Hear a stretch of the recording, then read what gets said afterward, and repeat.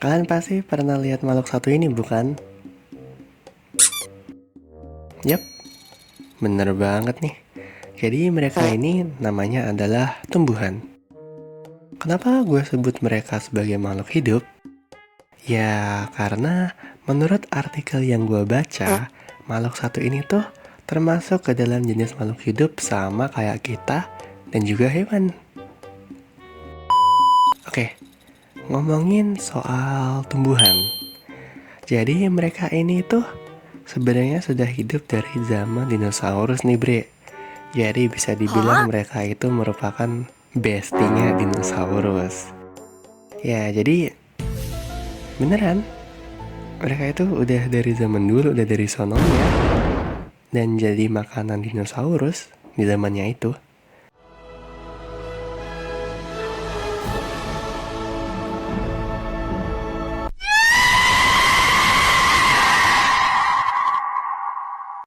Ya jadi kalau dipikir-pikir nggak heran ya kalau misalkan di zaman sekarang tuh banyak sekali tumbuhan yang kalau kita lihat tuh tingginya pada nggak ngotak-ngotak.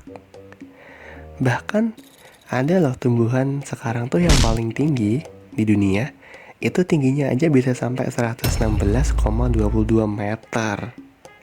Bah, udah bisa ngebayangin tingginya tuh seberapa. Dan ini kalau misalnya ditebang tuh mungkin ya udah bisa buat rumah satu komplek plus atap-atapnya ya mungkin. Pernah gak sih kalian tuh ngebayangin bagaimana cara tumbuhan tuh bisa tumbuh makin tinggi, batangnya tuh makin gede, bahkan bisa hidup di berbagai tempat. Bahkan nih, mereka tuh kan bisa menyalurkan air dari akar sampai daun. Padahal kan kalau kita pikir-pikir tumbuhan tuh nggak punya sistem jantung kayak kita sama hewan. Ya kan? Nah, jadi semua ini tuh bisa terjadi bukan karena kebetulan nih teman-teman, tapi karena tumbuhan itu mereka tuh punya proses fisiologi yang sangat penting. Nah, pada video kali ini nih, gua bakal bahas bagaimana proses fisiologi pada tumbuhan yang meliputi pertumbuhannya, adaptasi, bahkan sampai transportasi zatnya tuh apa aja. Jadi tanpa lama-lama yuk langsung saja kita bahas tentang proses fisiologi pada tumbuhan. Jadi yaudah, cus. Oke, yang pertama yaitu ada pertumbuhan. Jadi pertumbuhan sendiri itu adalah proses bertambahnya ukuran, volume, dan jumlah sel pada tumbuhan itu sendiri. Contohnya nih, ada batang yang makin tinggi atau akar yang makin panjang. Pertumbuhan sendiri dipengaruhi oleh faktor dari luar seperti cahaya, air, suhu, nutrisi, dan juga oksigen. Serta ada faktor dari dalam tumbuhan itu sendiri kayak gen ataupun hormon. Nah, pertumbuhan sendiri itu dibagi menjadi dua ya teman-teman. Yang pertama itu ada pertumbuhan primer, di mana pertumbuhan ini tuh membuat tumbuhan bertambah menjadi panjang dan ini tuh terjadi di akar dan batang.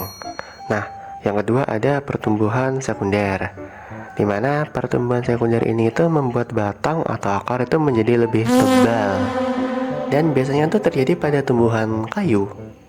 Ya, kayu. Terus yang selanjutnya itu ada adaptasi. Jadi adaptasi ini adalah kemampuan tumbuhan untuk bisa menyesuaikan diri dengan lingkungannya. Contohnya nih yang paling umum ya, ada kaktus yang punya duri.